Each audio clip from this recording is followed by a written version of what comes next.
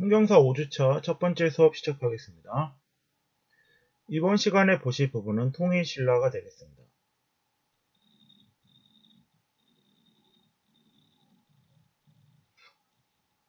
문무왕에 의해 삼국이 통일된 이후 신문왕 이 전제 왕권을 강화하게 됩니다. 신문왕은 관제를 정비하고 중앙에는 구서당, 지방에는 십정을 두게 됩니다. 행정 조직은 구주와 오소경으로 나누게 됩니다. 학문기관으로서 국학을 설치하였고 김음돌의 안을 평정하였습니다. 관료들에게 제공하는 노급을 폐지하고 관료전을 지급하였습니다. 또한 감언사를 지었습니다. 그럼 신문왕과 관련된 영상 자료를 보시겠습니다.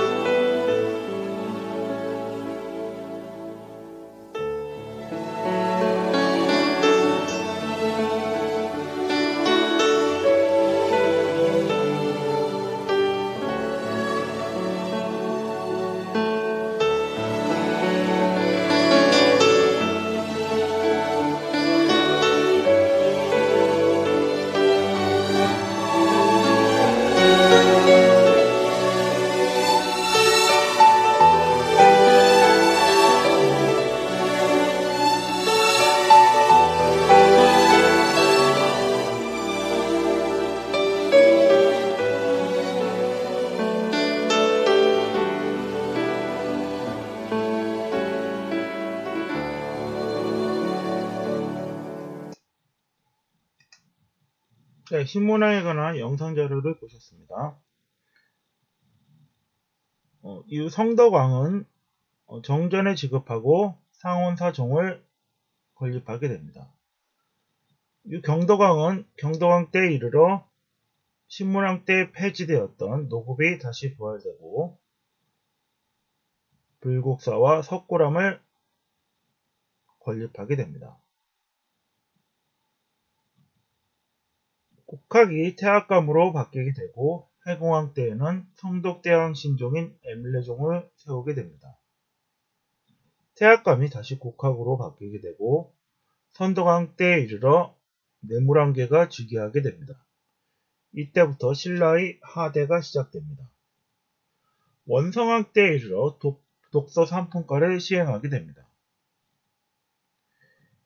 이후 진골 내에 왕위 쟁탈전이 일어나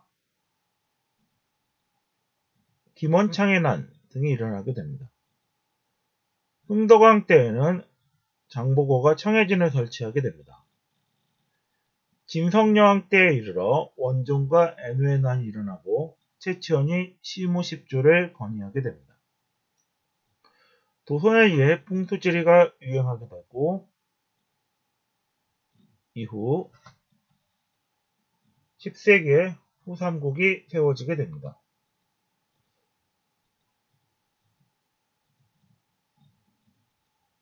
신라 경덕왕 때 노급이 다시 부활되고 불국사와 석굴암을 세우고 국학이 태학감으로 바뀌게 되는데 이에 관한 영상 자료를 보시겠습니다.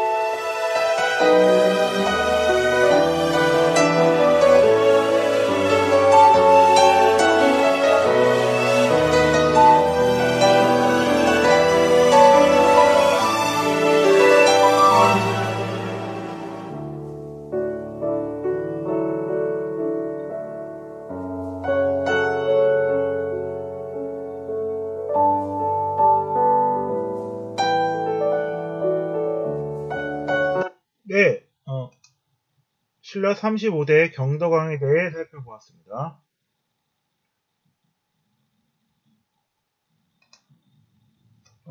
통일신라의 중앙 지배체제의 정비를 보시면요. 통일 이후의 신라는 무열왕계와 김유신계를 중심으로 통치 조직을 정비하게 됩니다. 중앙에는 사정부를 두고 지방에는 외사정을 파견하여 관료들을 감찰하게 하였습니다.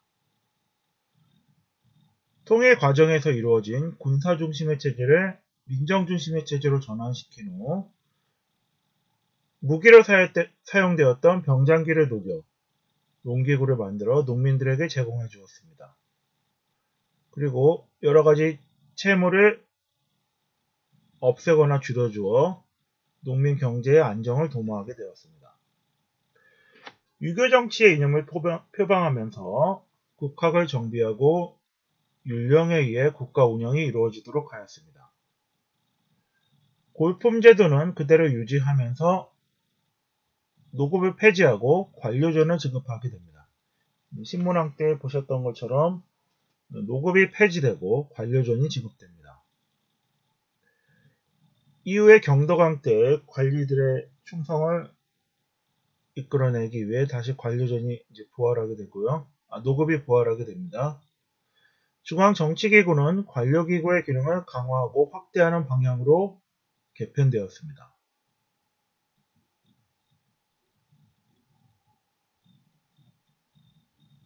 귀족회의 의장, 상대 등과 집사부의 장관을 중시하는 권력기구의 핵심으로 기능하게 됩니다. 주요 관청으로는 군사 업무를 담당하는 병부, 인사 업무를 담당하는 위하부, 재정을 담당하는 창부, 그리고 법률을 담당하는 좌우리 방부, 의례를 담당하는 예부 등이 있었습니다. 군사조직으로는 중앙에는 구서당을 두고 지방에는 십정을 두었습니다. 부대의 최고 지휘관을 장군이라 하였으며 진골만이 장군이 될 수 있었습니다. 수도의 방어를 위해 관문성을 축조하고 지방에는 산성을 축조하였습니다. 지방의 통치조직은 구주 오소경 그리고 군현으로 편제하였습니다.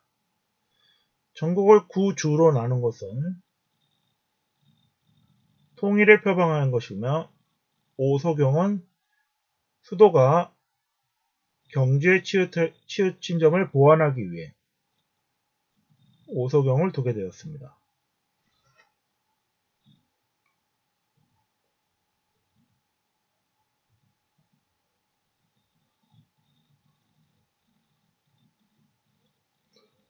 신라는 초기에 세워질 때 박석김, 박혁것의 석탈의 김할지 돌아가면서 왕위를 하였으나 이제 김씨 체제로 이제 확립되게 됩니다. 제1대 혁거세 거세관부터 박씨가 왕이 되었습니다. 4대 석탈의 탈의 이사금 석씨로부터 왕위가 계승되었고 다시 박씨 왕위가 즉위하고 번갈아 가다가 13대 미추 이사금 때 김씨가 처음 왕위에 올랐습니다. 그 이후 17대 뇌물마립간부터는 김씨가 왕위에 계속 오르게 됩니다.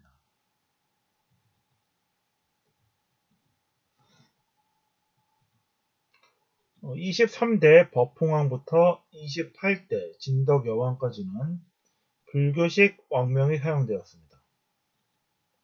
그 이후 태종 무열왕, 문무왕, 신문왕 등은 모두 한자식 시호를 사용하였습니다.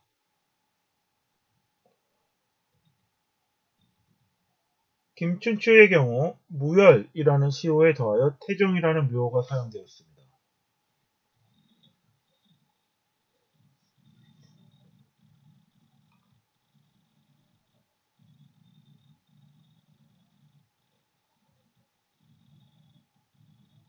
이와 관련된 경덕, 흥도강릉 전경이 있고요. 흥덕왕릉에 나온 그 비문의 조각들이 보이고 있습니다.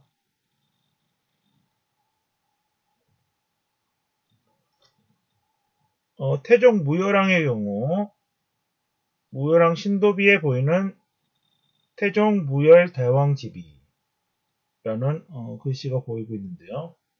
태종은 묘호이며 무열대왕은 시호가 되겠습니다. 이 태종이라는 묘호를 사용한 것과 관련하여 당나라와의 갈등이 있었습니다.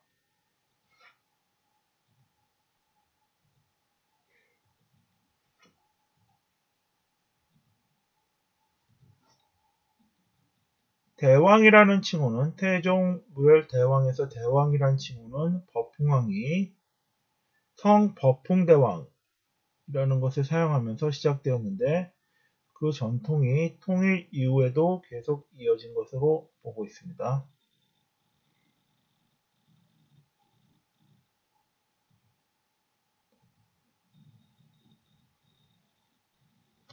아까 설명드린 것처럼 신라 초기에는 박석김이 번갈아 가면서 왕위를 계승하다가 제17대 뇌물마립간부터 김씨 왕위가 계속 이어지게 됩니다. 신라는 박혁거세에 의해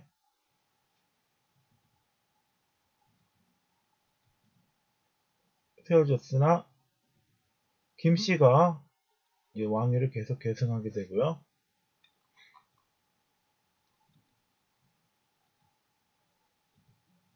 중앙 정치 조직과 관련하여 신문왕 6년에 정비가 이루어지게 됩니다. 당나라의 경우 삼성 육부제를 취하고 있으나 신라의 경우 중앙 정치 조직은 크게 행정관부 44개, 내정관부 115개, 그리고 170여 개의 관부로 이루어져 있습니다. 관등의 조직은 17등급으로 구성되어 있습니다. 중앙 정치 운영은 상대등과 중시가 중요한 역할을 하였습니다. 상대등은 대등인 여러 관부의 장관들로 구성된 귀족회의의 의장이었으며 중시는 진덕여왕 5년에 설치된 집사부 장관을 말합니다.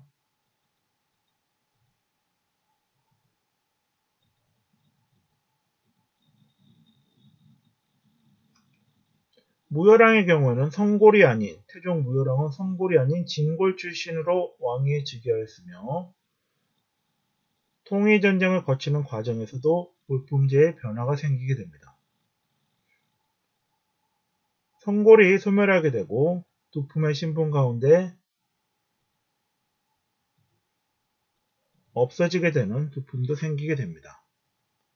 그러나 골품에 따라서 올라갈 수 있는 관등에는 여전히 제한이 존재하였습니다.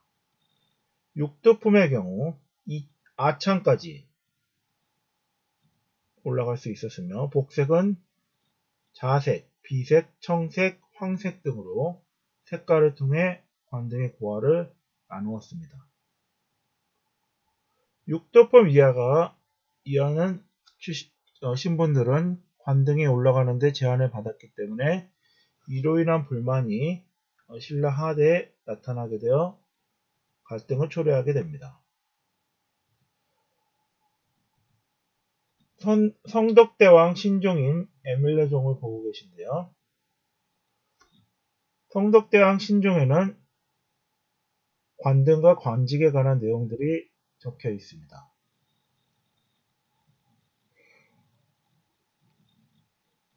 그래 보시면 해공왕 7년에 급찬 김피로가 왕명을 받들어 찬술하고 서문은 대나마 김부환이, 명은 대나마 요단이 썼다고 나와 있습니다. 이들의 관직에서 한림랑, 한림대서생, 대조 등을 확인할 수 있습니다.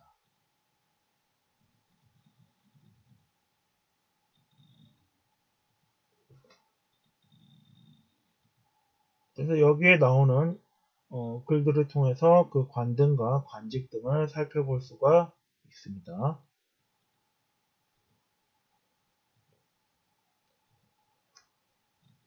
신라는 통일에 이른 이후 전국의 지방관을 파견하며 지방 지배체제를 확립해 가게 됩니다. 영토가 확대됨에 따라 지방에도 관료를 배치하고 이것이 점점 정비되게 됩니다. 기존의 화랑도 조직만으로는 새로운 시대에 맞는 인재를 배출하기 어렵다는 판단에 따라 유학에 바탕한 행정 역량을 갖춘 인재가 요구되게 됩니다. 진덕왕 5년에 관료를 둠으로써 국학 설치의 기반을 마련하고 신문왕 때에 682년 국학을 설치하게 됩니다.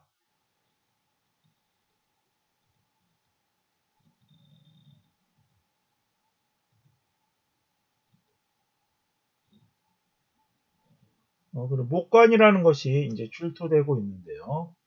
목관이라는 것은 옛날에 대나무 위에다가 글씨를 새겨서 책처럼 사용한 것을 죽관이라 합니다.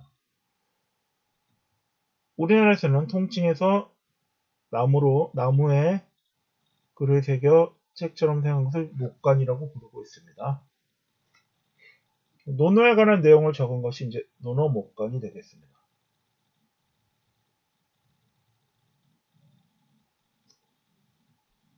신라는 통일 이전에는 공정 업무를 담당하는 기관으로서 소내를 두었습니다.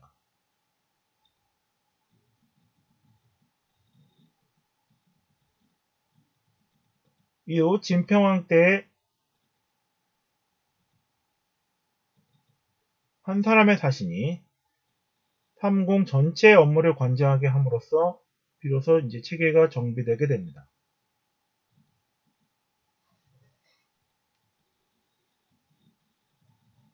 내정기구 가운데 주요한 관부로서 내사정전, 상문사, 외전, 세택 등이 있었습니다.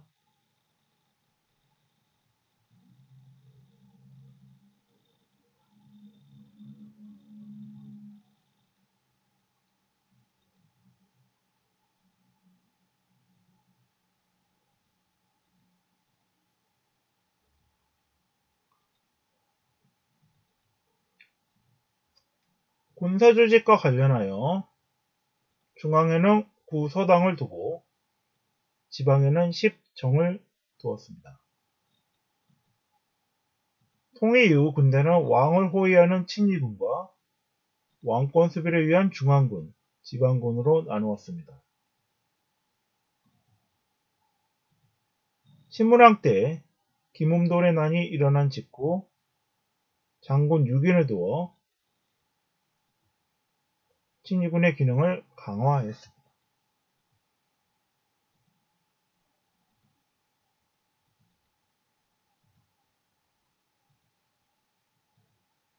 경주 관문성 성벽에 관한 사진이 되겠고요. 통일 이후 성덕왕은 일본의 침입을 막기 위해 모별 군성을 축조하게 됩니다. 이곳은 울산만이 내려다 보이는 한 정상과 울산으로부터 들어오는 길목에 해당하는 곳에 남아있는 신대리성과 관문성이 일본의 침입을 막기 위한 성에 해당합니다.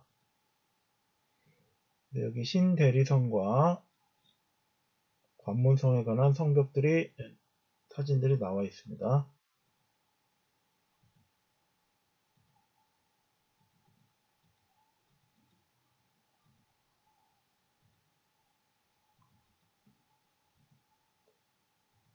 신라시대에 사용되었던 무기로는요, 칼이나 창, 검, 그리고 화살 등이 있습니다. 톡스 병기로서 쇠뇌, 그리고 충차, 구름 사다리, 투석 등으로 이제 성을 공격하는 도구들이고요. 특수한 병기를 운영하는 부대를 운영하였습니다. 노당, 운대당, 충당, 석투당이 있었다고 하며 무덤에 무기가 같이 매장되어 있던 곳으로서 그 무기들을 통해 사용됐다는 것을 알 수 있습니다. 그러나 통일신라 시기의 석실 무덤에서는 무기나 무구가 출토되지는 않았습니다. 경주 월지유적에 대한 발굴 조사에서 철로 된 화살촉과 철로 된 투구 이런 것들이 삼지창이나 다지창 등의 무기와 투구가 출토되었습니다.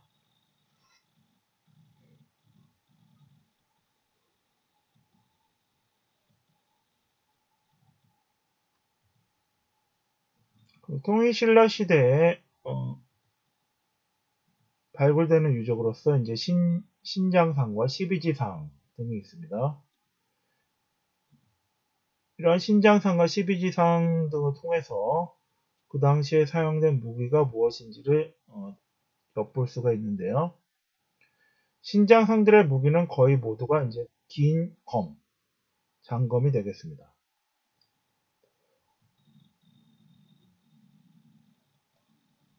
사천왕사지 신장상에는 활과 화살을 들고 있는 모습도 있고요. 십이지상은 이제 12마리의 동물들로 무기를 든 모습을 표현하고 있는데요.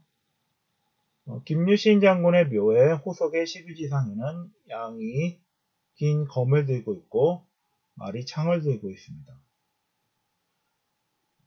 원성왕릉의 괴릉의 호석에서는 양이 도끼를 들고 있고 뱀이 창을 들고 있어서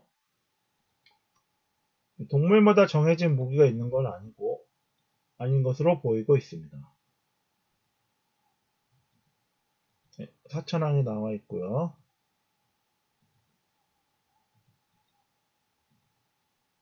무인상이 여기 보이고 있습니다.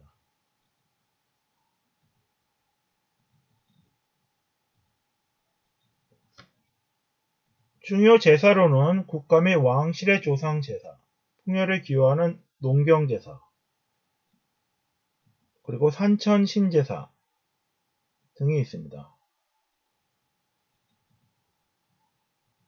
서기 6년 남해 차창 때 처음으로 시조 묘를 건립하였습니다. 신라 건국의 시조인 박혁거세를 주신으로 모시고 있습니다.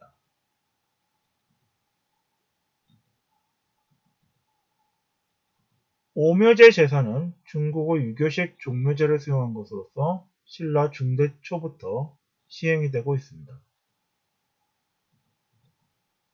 대체로 김씨 시조와 왕의 직계 4대주에 대한 제사가 이루어졌습니다. 산천에 대한 제사를 중시하여 대사, 중사, 소사의 체제로 편제되어 이루어졌습니다.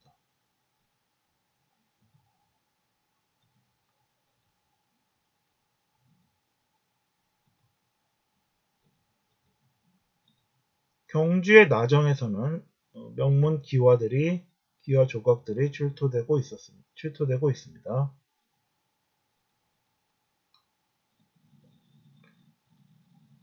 또한 우물에도 용신에 대한 제사를 지냈습니다.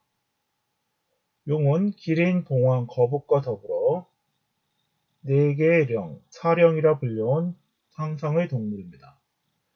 농경민족에 있어서 물은 생명과 같이 중요한 것으로서 이러한 용이 중요한 신앙의 대상이 되었습니다.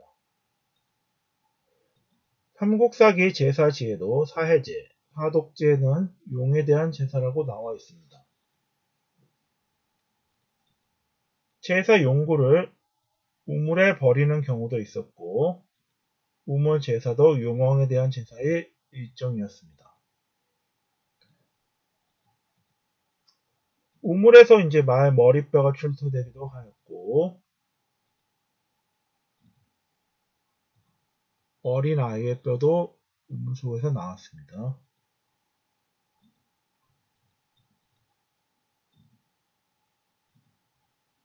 경주 월지에서 출토된 용왕 제사 관련 유물로서 토기가 발굴되고 청동 접시가 발굴되었습니다. 인왕동 사지 우물에서는 동물의 유해와 복숭아 씨, 그리고 목간이 출토되었습니다. 이 목간에는 용왕께 무엇을 아뢰는 내용이 새겨져 있었다고 합니다.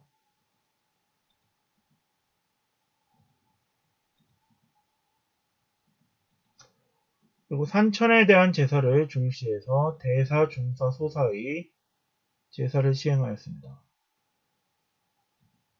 대사의 대상이 된 산은 삼산이라고 하며 삼산은 나력, 고라, 혈례가 있습니다. 나력산은 삼산 중에 가장 중요한 것으로 나림이라고도 하였습니다. 김유신 장군이 18세로 화랑인 때에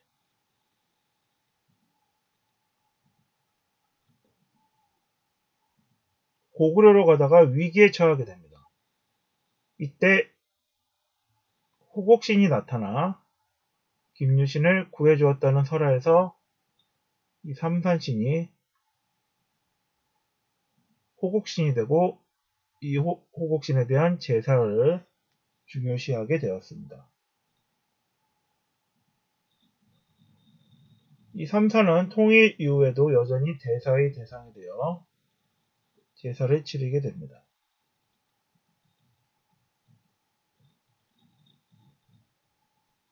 통일신라에 나온 포석정은 경주 남산 서쪽 배동에 위치해 있고 현재 정자는 없으며 계곡에서 흘러내리는 물을 끌어들여 이곳에 잔을 띄워 시를 짓고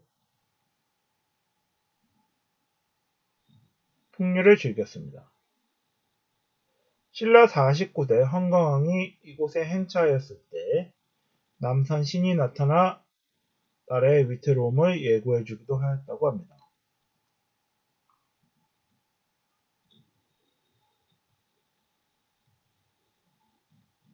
신라의 귀족은 당으로 유학을 가거나 화랑도에 소속되어 학문과 도의를 연마하였습니다.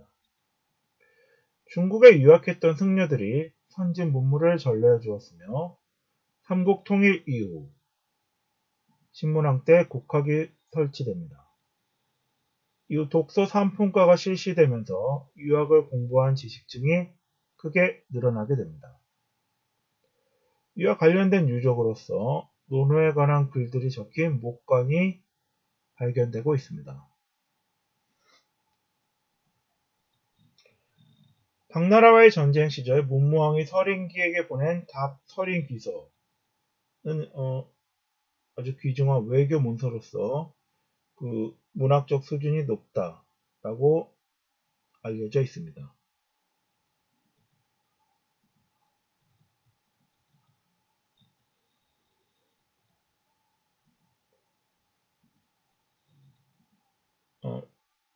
신라 시대에 사용되었던 이제 관인, 도장에 관한 사진들이 나와 있고요.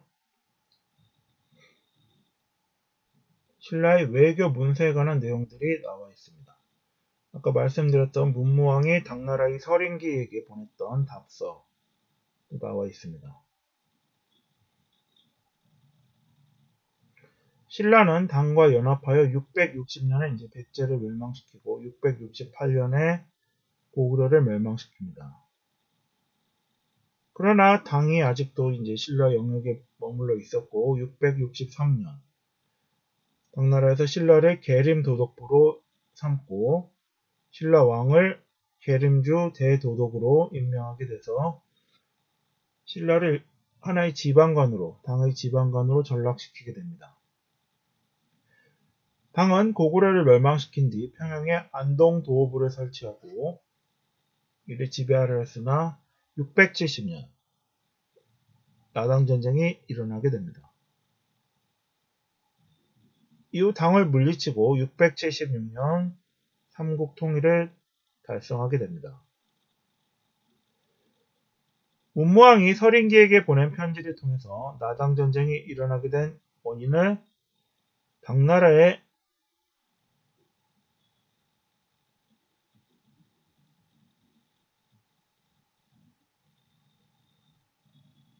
위한 것이라고 반박하면서 답서린기서를 쓰게 됩니다.